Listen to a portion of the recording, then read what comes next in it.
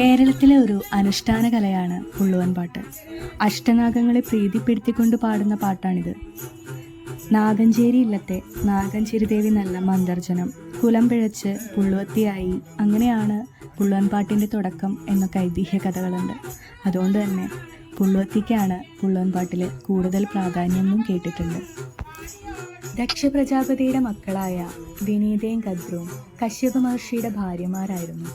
അതിൽ കദ്രുവിന് 1000 നാഗകുഞ്ഞുങ്ങൾ ജനിച്ചു.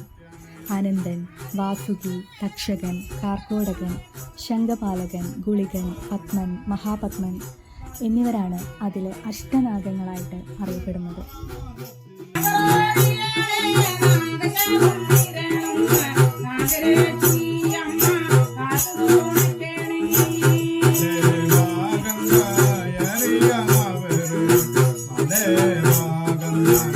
അടിയൊഴിക്കുന്നു